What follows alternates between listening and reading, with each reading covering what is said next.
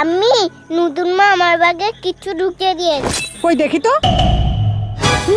অনেকগুলো টাকা তো, যাই বৌমার ব্যাগে গিয়ে ঢুকিয়ে দিয়ে আসি।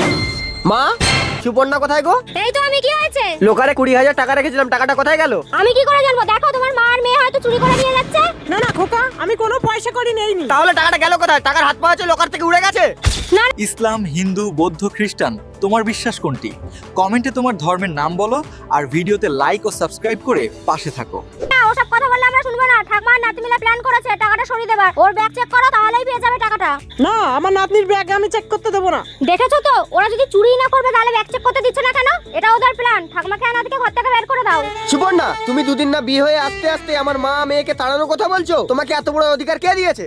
মামলা মেয়েটাকে মিথ্যা অপবাদ দিয়ে ঘর থেকে বের করিস না। আর হ্যাঁ, নাতনির ব্যাগটাও চেক করতে দিতে পারি, কিন্তু তার সাথে সাথে বৌমার ব্যাগটাও চেক করতে হবে। ঠিক আছে, তোমার কথা অনুযায়ী দুজনের ব্যাগই চেক করা হবে। এখানে যে প্রকৃত দোষ করবে তাকে কিন্তু ঘাড় ধাক্কা দিয়ে ঘর থেকে বের করে দেবো। সুপর্ণা, ব্যাগটা চেক করো।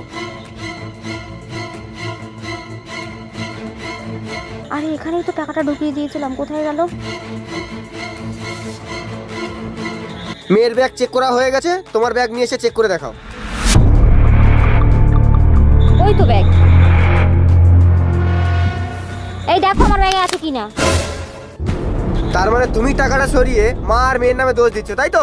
দূর হয়ে যাও আমার ঘরের থেকে, বেরো। মা মাই হয়, সৎমা কখনো মা হয় না।